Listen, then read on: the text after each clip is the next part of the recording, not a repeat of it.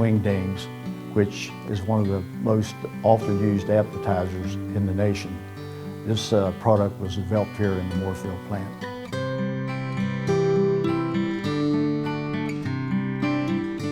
Hardy County was blessed with dense stands of oaks and hickories. Small portable steam mills sawed logs for lumber.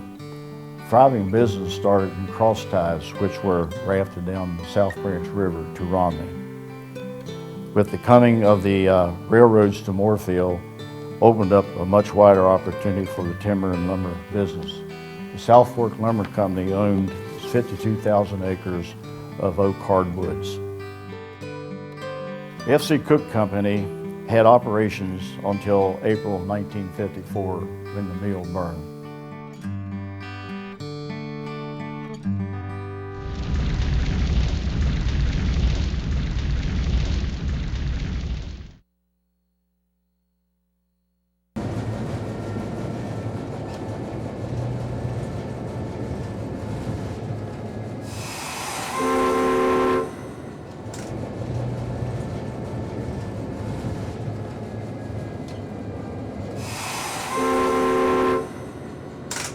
The railroad came to Moorefield in 1910. It had several owners until the B&O took it over.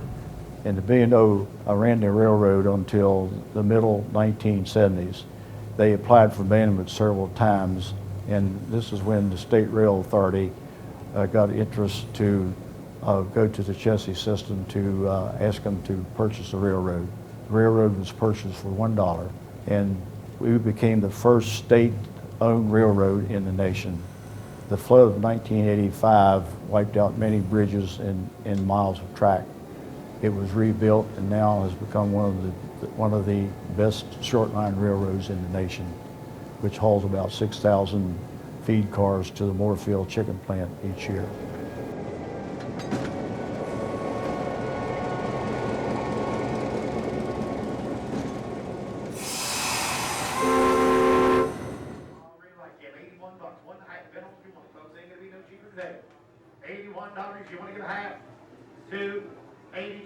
In 1935, a group of local businessmen around Moorefield established the South Branch Stockyards for the purpose of establishing a ready cash market for cattle, sheep, hogs, and horses. In the 75 years of the Stockyards' existence, it's gone through tremendous change along with the agricultural industry. We've gone from bringing cattle in on pickup trucks and Model Ts to now hauling them away on semi-trailers and gooseneck trailers. The South Branch Stockyards is the oldest and largest stockyards in West Virginia. In the 50s and 60s, it was the largest sheep market on the East Coast. Today, the largest sales occur in the spring and the fall when people are selling their calves off their cows and yearling cattle to be shipped out west to be put on feed in the Midwestern feedlots. Early on, the stockyards took advantage of the railroad and was able to ship much of the livestock sold by the B&O to areas like Pennsylvania and Baltimore. $81.82 in the bids of the market. 3 in the market, 4, 5 in the market, 6, half 6 in the market, half, 7 in the market, half, 8, real cattle boy. In the 1800s, around the time of the Civil War, the South Branch Valley became one of the first places in the country to grain feed corn to cattle for finishing. The wide valley, open fields, lush pastures, and ample water makes the South Branch Valley ideal for raising cattle.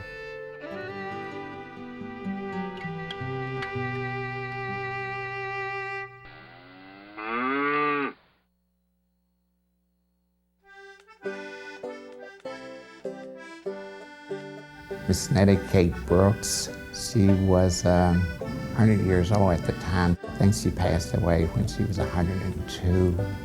She went to school at Storer College down in Harpers Ferry. After she finished college down there, she went to Baltimore, Maryland, and took up nursing. And she was a nurse down there until she retired, and then she moved back to the community. Miss Nettie Kay Brooks was interviewed by Mike Christ just before her death.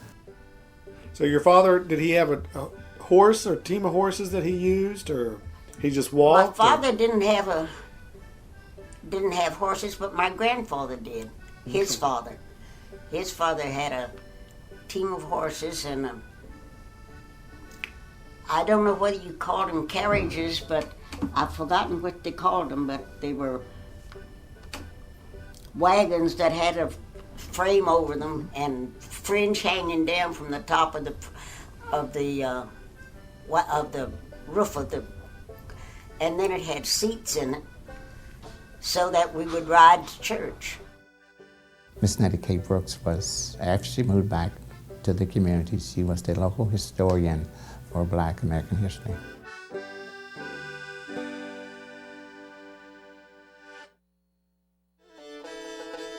In 1907, the Moorefield lamplighter was a black gentleman named Stockyard. He took care of the street lamps. He cleaned them, filled them with kerosene, lit them at night, and then put them out later at night. He hauled his equipment and his kerosene and cleaning equipment around in a little wagon. He always had a smile on his face for everyone.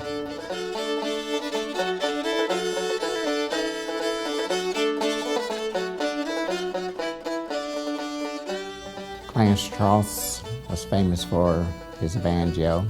He learned to play the banjo from his father at the age of 8. He made his own instrument out of groundhog hide, cheese root, carpet tacks, a piece of oak wood, and horsehair for strings.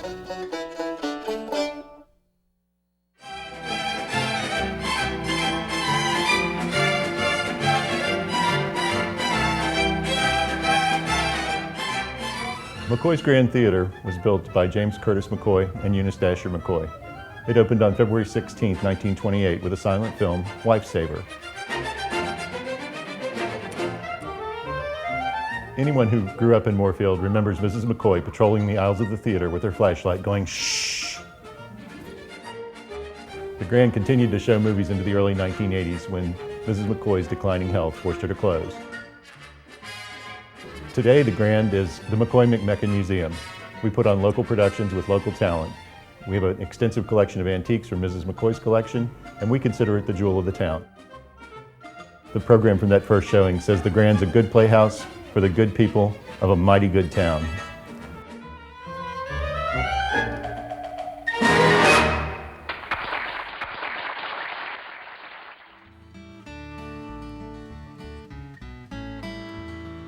In addition to all the history, visitors to Moorefield today will find lots of outdoor activities: golfing, hunting, fishing, and whitewater rafting. Beautiful restored homes, cozy streets, small town charm, and lots of friendly people. And don't miss Heritage Weekend, always the last full weekend in September. Come help us celebrate our history and our traditions. Moorefield, West Virginia, my hometown.